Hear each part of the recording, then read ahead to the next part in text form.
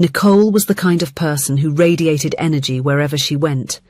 Since she was a child, she lived for movement, running, swimming, dancing.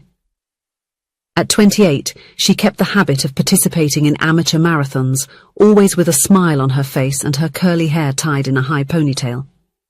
At the Moderna Chic magazine office, where she worked as a marketing analyst, she was known for her infectious laughter and her ease of starting conversations in elevators. On that Monday, the Human Resources Department had announced a new integration activity. In a brown envelope, each employee would draw a colleague's name and would need to organize a gathering outside the work environment with the aim of bringing colleagues closer and creating a more friendly atmosphere. "I got Alice," Nicole celebrated, shaking the paper with the name of her friend from the design department. "I know, let's have that horror movie marathon we always talk about." Alice smiled, adjusting her thick-framed glasses. "I got Gabriel from accounting. I'm going to invite him for a coffee, I think that's enough." "And who took my name, I wonder?" Nicole asked, looking around the office with curiosity. The answer came at the end of the workday when a tall, broad-shouldered young man, though slightly hunched over, approached her desk. Nicole vaguely recognized him.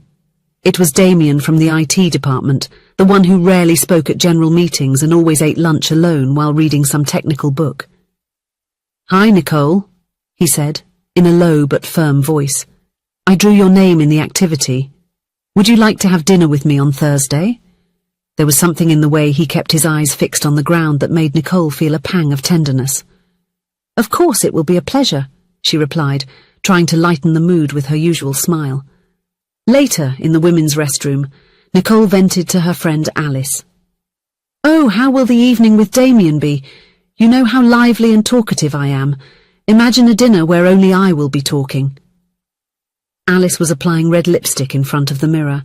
"Look on the bright side, it's just a dinner. You eat, chat a little, and then leave. And who knows, maybe he's someone interesting behind all that shyness." On Thursday, Nicole chose a simple yet elegant navy blue dress. Damien awaited her in the reception area, wearing a carefully pressed dress shirt and dark pants. His brown hair was combed to the side, revealing a face with defined features that Nicole had never really noticed.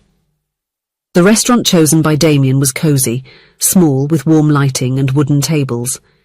They had just sat down at the table when Nicole picked up the menu and began to leaf through it. "Have you tried the shrimp risotto here? They say it's—" Nicole started, trying to break the silence, but was interrupted by the shrill ring of Damien's cell phone. "Sorry," he muttered, looking at the screen with growing concern. "I need to take this." Damien stepped a few paces away, speaking in a low and tense voice. Nicole watched as his body language changed. His shoulders became more tense, and his free hand repeatedly ran through his hair. When he returned, his face was pale. "Nicole, I'm sorry about this, but I need to resolve an issue that has come up. We'll have to postpone our dinner." He hesitated for a moment, as if he were calculating something mentally. "Actually, I need to drop by my house quickly and then we can continue our evening. Would you like to join me?" Nicole knew she should say no. She knew Damien only superficially, and going to the house of a colleague she barely knew was not exactly prudent, but something in the genuine urgency in his eyes made her nod. "We just need to make a quick stop," Damien said, parking in front of a pharmacy. "I'll be back in a minute."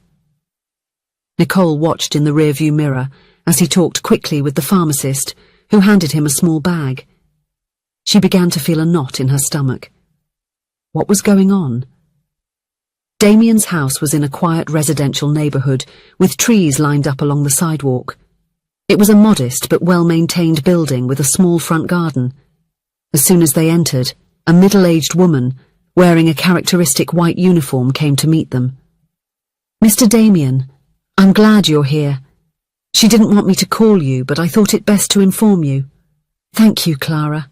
How is she now?" "Stable, but complaining of pain." Damien made a gesture for Nicole to wait for him in the room. "Make yourself comfortable. I'll be back in a few minutes." Nicole nodded, feeling out of place as she watched Damien disappear down the hallway. Looking around to distract herself, her eyes settled on a wall that was practically a shrine of achievements. Shiny trophies, gold and silver medals, and dozens of framed photographs covered the shelf. In all of them, a different Damien, younger, with an upright posture and a confident gaze, displayed victorious smiles. State track champion, read one plaque. Record holder in the 800 meters, indicated another. Newspaper clippings featured headlines like, Young track and field prospect secures spot in national competitions. Nicole picked up one of the photos, incredulous. The Damien she knew from the office and this award-winning athlete seemed like completely different people. It wasn't for you to see this, Damien's voice startled her. He was standing at the threshold of the room with an expression difficult to decipher. My mother insists on keeping this corner. I'd rather box all of this up, after all, it's all stuff from the past. Damien, I had no idea. Were you a professional athlete? He ran a hand through his hair, a gesture Nicole was beginning to recognize as a sign of his discomfort. Almost professional. I'm sorry to have to interrupt dinner, but one of the medicines my mother uses ran out and she forgot to tell me, and now she needed it. But everything is fine now. He looked at the clock. Would you be open to changing the location of our dinner? I know a small diner nearby that has the best sandwich in town. The fresh night air seemed to have relaxed Damien. As they walked through the streets illuminated by the yellow lights of the lampposts, Nicole noticed he began to speak more freely. When a stronger breeze made Nicole shiver, Damien took off his jacket and offered it to her, with a gesture so natural it seemed to contradict all his usual shyness.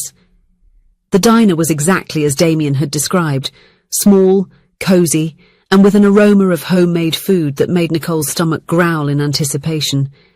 Sitting at a table in the corner, with enormous sandwiches and creamy milkshakes in front of them, the conversation finally flowed. So, you were an athletic star, Nicole commented, biting into the sandwich that was indeed delicious. What happened? Damien took a sip of his milkshake before answering. I was in college, on a sports scholarship. I had just qualified for the national championship when my mother was diagnosed with multiple sclerosis. He paused, looking at his own hands. At first I thought I could balance everything, the training, the studies, the competition travels, and taking care of her. But the disease progressed faster than expected. So you went back home, Nicole completed softly. Yes. I gave up the scholarship, transferred my course to a local college, and got a job that allowed me to work from home when needed. The IT department ended up being the perfect option. He gave a half smile. I don't go out much because my mother might always need me, and I want to be around. Even with the help of the nurses, I feel it's my responsibility. That explains why you were so reserved at the office. The reclusion ended up creating a vicious circle.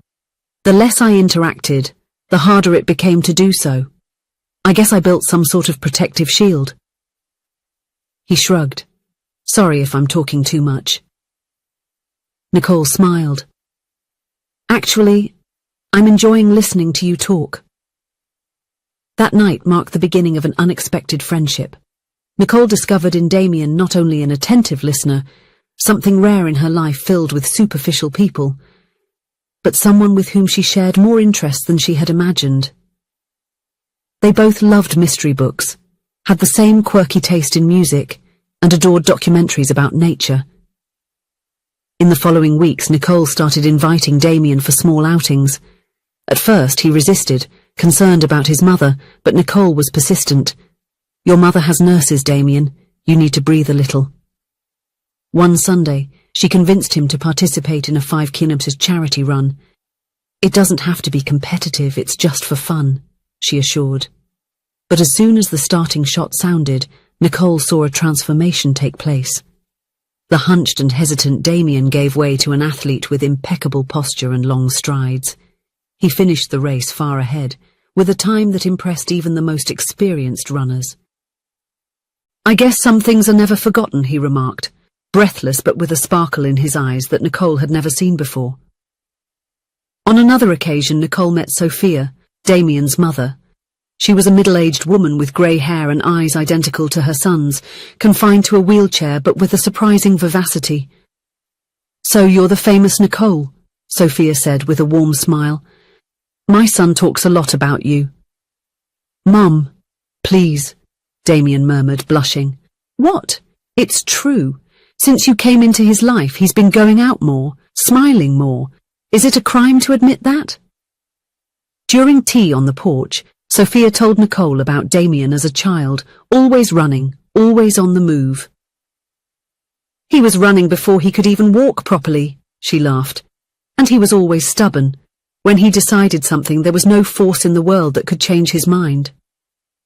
I've noticed that, Nicole commented, exchanging a knowing look with Sophia. Before they left, Sophia called Nicole aside. He deserves to be happy, you know. He has always sacrificed so much for me, abandoned so many dreams. Sometimes I feel guilty. You are not to blame for your condition. No, but I could have insisted more for him to follow his own path. Promise me that you will help him come out of this shell he has built. I promise, Nicole replied, surprised by her own conviction. As the months went by, the relationship between Nicole and Damien evolved naturally. He started participating in amateur marathons with her, rediscovered his passion for sports, and slowly, the shield that isolated him began to dissolve. At the office, colleagues noticed the change. Damien now took part in meetings, contributed ideas, and even showed up at the occasional happy hours. And his work efficiency only increased. One day, Nicole convinced him to accept the invitation for a weekend at her friend Alice's beach house. Sophia practically pushed them out of the house. Go, have fun. I'll be fine with the help of nurses Clara and Mariana. It was that weekend, seated on the sand under a starry sky, that Damien finally found the courage to take Nicole's hand. Do you know what scared me the most about coming out of that shell? He asked in a low voice. What? The possibility of falling in love. Because that would mean having something to lose, besides my mother. Nicole squeezed his hand. And now? Now I realize that some things are worth the risk. He leaned in slowly, giving Nicole time to pull away if she wanted, but she didn't want to. The kiss was gentle, hesitant, like a question. And when they pulled apart, Damien's eyes shone with a mixture of fear and hope. This is scary, he admitted. Completely terrifying, Nicole agreed, smiling. But you know what I've learned from marathons? Sometimes we need to run toward what scares us, not away from it. A year later, during a special dinner at the house they now shared, Damien proposed to Nicole. The ring was inside a small trophy box with an inscription, My greatest victory, finding you. On the wedding day, Sophia, in her wheelchair decorated with flowers, was brought by the caregiver to give her son away at the altar. And when Nicole arrived, radiant in her simple dress, she saw the man she loved waiting for her, not bent or hesitant anymore, but upright and confident, like in the old photographs, now with something new in his eyes. Complete happiness. On that company event night, when Damien said, "You shouldn't see this," referring to his past sports glories, he couldn't imagine that moment would be the start of his greatest race, not in pursuit of medals or trophies, but towards a life worth living to its fullest. Nicole, who always believed life was a marathon, not a sprint, learned that the best companions on the journey don't always arrive first or draw immediate attention. Sometimes they appear quietly, but are the ones who stay until the end. And so she discovered that life isn't about getting there quickly, but about whom we choose to keep running with step by step. If you enjoyed the story, please leave a comment with a rating from 1 to 5 to show how much you liked it. Also, watch the video that is now appearing on your screen. See you soon.